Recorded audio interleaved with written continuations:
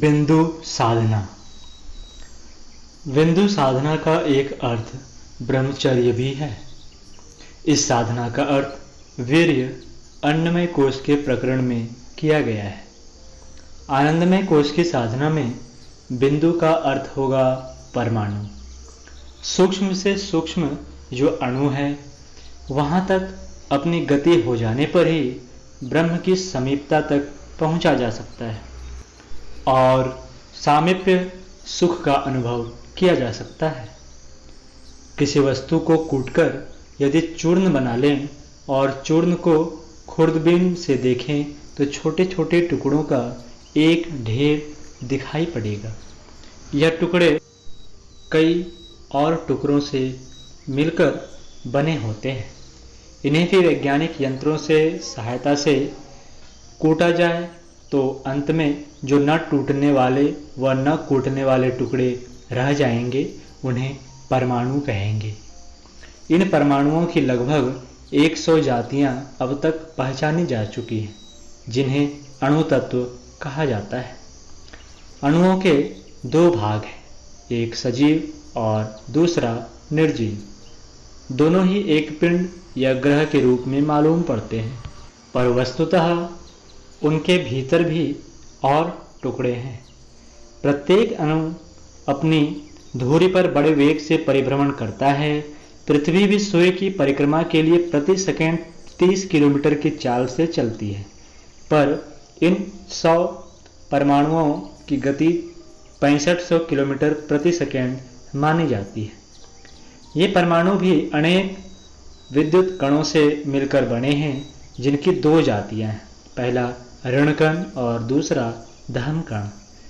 धन कणों के चारों ओर ऋण कण प्रति सेकंड 2,90,000 किलोमीटर की गति से परिभ्रमण करते हैं। उधर धन कण ऋण कण की परिक्रमा के केंद्र होते हुए भी शांत नहीं बैठते। जैसे पृथ्वी सूर्य की परिक्रमा लगाती है और सूर्य अपने सौर मंडल को लेकर कृतिका नक्षत्र की परिक्रमा करता है, वैसे ही धन कण भी परमाणुओं की अंतर्गति का कारण होते हैं।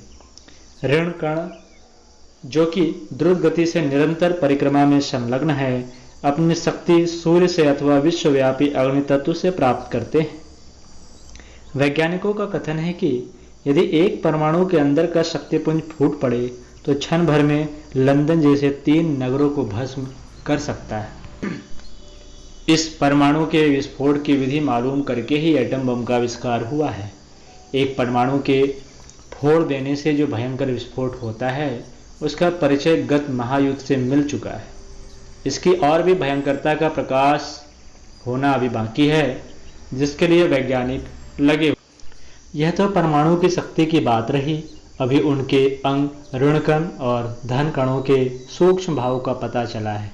वे भी अपने से अनेक गुने सूक्ष्म परमाणुओं से बने हुए हैं, जो ऋण कणों के भीतर 3 लाख किलोमीटर प्रति सेकंड की गति से परिभ्रमण करते हैं।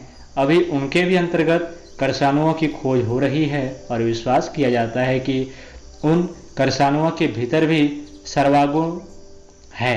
परमाणुओं की अपेक्षा ऋण कण तथा धन कणों की गति तथा शक्ति अनेक गुनी है। उसी अनुपात से इन सूक्ष्म सूक्ष्मतर और सूक्ष्मतम अणुओं की गति तथा शक्ति होगी। जब परमाणुओं के विस्फोट की शक्ति लंदन जैसे 3 शहरों को जला देने की है, तो सरगाणु की शक्ति एवं गति की कल्पना करना भी हमारे लिए कठिन होगा। उसके अति सूक्ष्म केंद्र को अप्रतिम, अपरिमेय और अचिंत्य ही कह सकते हैं। देखने में पृथ्वी चिमटी मालूम पड़ती है, पर वस्तुतः वह लट्टू की तरह अपनी धुरी पर घूमती रहती है। 24 घंटे में उसका एक चक्कर पूरा हो जाता है।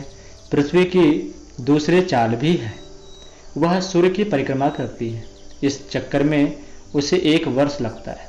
तीसरी चाल पृथ्वी की यह है कि सूर्य अपने ग्रह उपग्रहों को साथ लेकर बड़े वेग से अभिजीत नक्षत्र की ओर जा रहा है। अनुमान है वह कृतिका नक्षत्र की परिक्रमा करता है। इसमें पृथ्वी भी साथ है। लट्टू जब अपनी किली पर घूमता है तो वह इधर उधर उठता भी रहता है। इसे मंडराने की चाल कहते हैं, जिसका एक चक्कर करीब 26,000 वर्ष में पूरा होता है। कृत्तिका नक्षत्र भी सौर मंडल आदि अपने उपग्रहों को लेकर ध्रुव की परिक्रमा करता है। उस दशा में पृथ्वी की गति 5वीं हो जाती है।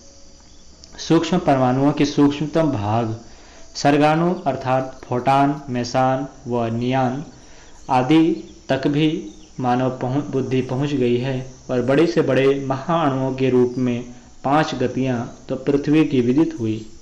आकाश के असंख्य ग्रह नक्षत्रों का पारस्परिक संबंध न जाने कितने बड़े महाअणुओं के रूप में पूरा होता होगा। उस महानता की कल्पना भी बुद्धि को थका देती है। उसे भी अप्रतिम, अपरिमेय और अचिंत्य ही कहा जाएगा। सूक्ष्म से सूक्ष्म और महत् से महत् केंद्रों पर जाकर बुद्धि थक जाती है और उसे छोटे या बड़े की कल्पना नहीं हो सकती। उस केंद्र को बिंदु कहते हैं। अणु, जो योग की भाषा में अंड भी कहते हैं, वीर्य का एक कण अंड है।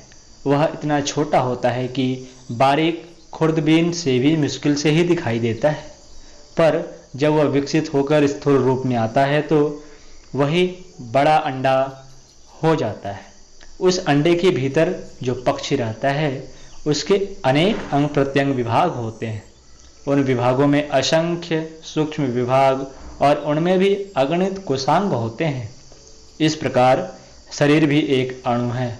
इसी को अंड या पिंड कहते हैं। अखिल विश्व ब्रह्मांड में अगणित सौर्य मंडल, आकाशगंगा और ध्रुव चक्र है।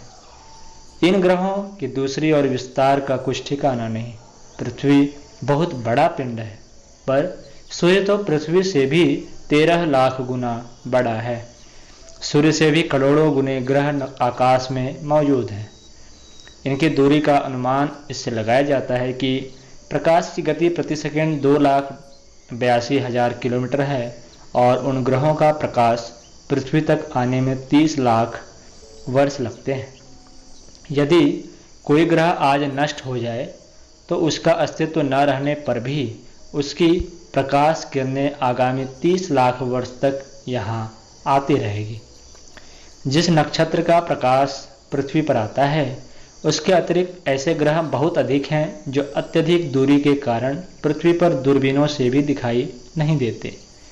इतने बड़े और दूरस्थ ग्रह जब अपनी परिक्रमा करते होंगे और अपने ग्रह मंडल को साथ लेकर परिभ्रमण को निकलते होंगे तो वे अपने कितने अधिक विस्तृत शून्य में घूम रहे होंगे।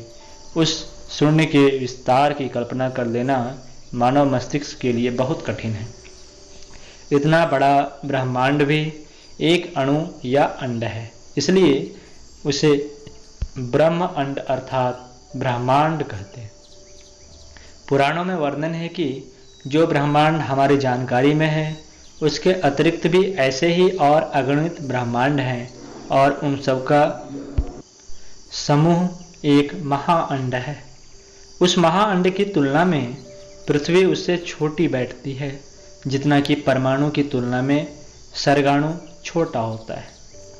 इस लघु से लघु और महान से महान अंड में जो शक्ति व्यापक है, जो इन सबको गतिशील, विकसित, परिवर्तित और चैतन्य रखती है, उस सत्ता को बिंदु कहा गया है। यह बिंदु ही परमात्मा है। उसी को छोटे से छोटा और बड़े से बड़ा कहा जाता है। अनोरणीयान महतो मह्यान कहकर उपनिषदों ने उस परब्रह्म का परिचय दिया है। इस बिंदु का चिंतन करने से आनंदमय कोश स्थित उस परब्रह्म के रूप की कुछ झांकी होती है और उसे प्रतीत होता है कि परब्रह्म की महाअंड की तुलना में मेरा अस्तित्व और मेरा पिंड कितना तुच्छ है। इस तुच्छता का भान होने से अहंकार और गर्व विगलित हो जाते हैं। दूसरी ओर जब सर्गाणु से अपने पिंड की शरीर की तुलना करते हैं तो प्रतीत होता है कि अटूट शक्ति के अक्षय भंडार सर्गाणु की इतनी अटूट संख्या और शक्ति जब हमारे भीतर है तो हमें अपने को अशक्त समझने का कोई कारण नहीं है। उस शक्ति का उपयोग जान लिया जाए तो संसार में होने वाली कोई भी बात हमारे लिए संभव नहीं हो सकती। जैसे महाअंड की तुलना में हमारा शरीर अत्यंत क्षुद्र है और हमारे तुलना में उसका विस्तार अनुपमय है, उसी प्रकार सर्गाणुओं की दृष्टि में हमारा पिंड शरीर एक महाब्रह्मांड जैसा विशाल होगा। इसमें जो स्थिति समझ में आती है वह प्रकृति के अंड से भिन्न एक दिव्य शक्ति के रूप में विदित होती है। लगता है कि मैं मध्य बिंदु हूँ, केंद्र हूँ, सूक्ष्म से सूक्ष्म और स्थूल से स्थूल मेरी व्यापकता है। लघुता महत्ता का एकांत चिंतन ही बिंदु साधना कहलाता है। इस साधना के साधक को सांसारिक जीवन की वास्तविकता और तुच्छता का भली प्रकार बोध हो जाता है कि मैं अनंत का उद्गम होने के कारण इस सृष्टि का महत्वपूर्ण केंद्र हूँ। जैसे जापान पर फटा हुआ परमाणु ही ऐतिहासिक एटम बम के रूप में चिर स्मरणीय रहेगा, वैसे ही जो अपने शक्तिपुंज का सदुपयोग किया जाता है तो उसके द्वारा अप्रत्यक्ष रूप से संसार का भारी परिवर्तन करना संभव हो जाता है। विश्वामित्र ने राजा हरिश्चंद्र के पिंड को एटम बम बनाकर असत्य के साम्राज्य पर इस प्रकार विस्फोट किया था कि लाखों वर्ष बीत जाने पर भी उसकी एक्टिव किरणें अभी समाप्त नहीं हुई है और अपने प्रभाव से असंख्यों को बराबर प्रभावित करती चली आ रही है। महात्मा गांधी ने बचपन में राजा हरिश्चंद्र का लेख पढ़ा था। उन्होंने अपने आत्मचरित में लिखा है कि मैं उसे पढ़कर इतना प्रभावित हुआ कि स्वयं भी हरिश्चंद्र बनने की ठान ली और अपने संकल्प के द्वारा वे सचमुच हरिश्चंद्र बन गए। राजा हरिश्चंद्र आज नहीं हैं, पर उनकी आत्मा अब भी उसी प्रकार अपना महान कार्य कर रही है। न जाने कितने अप्रकट गांधी उसके द्वारा निर्मित होते रहते होंगे। गीताकार आज नहीं है, पर आज उसकी गीता कितनों को अमृत पिला रही है। यह पिंड का सूक्ष्म प्रभाव ही है जो प्रकट या प्रकट रूप से स्व पर कल्याण का महान आयोजन प्रस्तुत करता है। कार्ल मार्क्स के सूक्ष्म शक्ति केंद्र से प्रस्फुटित हुई चेतना आज आधी दुनिया को कम्युनिस्ट बना चुकी है। पूर्व काल में महात्मा ईसा, मोहम्मद, बुद्ध व कृष्ण आदि अनेक महापुरुष ऐसे हुए हैं जिन्होंने संसार पर बड़े महत्वपूर्ण प्रभाव डाले हैं। इन प्रकट महापुरुषों के अतिरिक्त ऐसी अनेक अप्रकट आत्माएं भी हैं जिन्होंने संसार की सेवा में, जीवों के कल्याण में गुप्त रूप से बड़ा भारी काम किया है। हमारे देश में योगी अरविंद, महर्षि रमण, रामकृष्ण परमहंस एवं समर्थ गुरु रामदास आदि द्वारा जो कार्य हुआ तथा आज भी अनेक महापुरुष जो कार्य कर रहे हैं उसको स्थूल दृष्टि से नहीं समझा जा सकता। युग परिवर्तन निकट है, उसके लिए रचनात्मक और ध्वंसात्मक प्रवृत्तियों का सूक्ष्म जगत में जो महान आयोजन हो रहा है, उस महाकार्य को हमारे चर्म चक्षु देख पाएं तो जाने कि कैसा अनुभव और अभूतपूर्व परिवर्तन चक्र प्रस्तुत हो रहा है और वह चक्र निकट भविष्य में कैसे कैसे विलक्षण परिवर्तन करके मानव जाति को एक नए प्रकाश की ओर ले जा रहा है। विषयांतर कर चर्चा करना हमारा प्रयोजन नहीं है, पर यहाँ यह बताना है कि लघुता और महत्ता के चिंतन की बिंदु साधना से आत्मा का भौतिक अभियान और लोभ विगलित होता है। साथ ही उस आंतरिक शक्ति का विकास होता है जो स्व पर कल्याण के लिए अत्यंत ही महत्वपूर्ण होता है। बिंदु साधक की आत्मस्थिति उज्ज्वल होती है, उसके विकार मिट जाते हैं, फलस्वरूप उसे उस अनिर्वचनीय आनंद की प्राप्ति होती है जिसे प्राप्त करना जीवन धारण का प्रधान उद्देश्य है।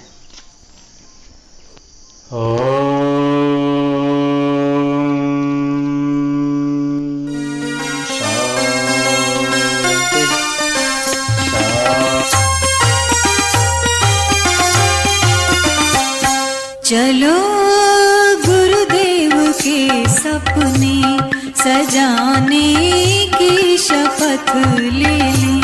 चलो गुरुदेव के सपने सजाने की शपथ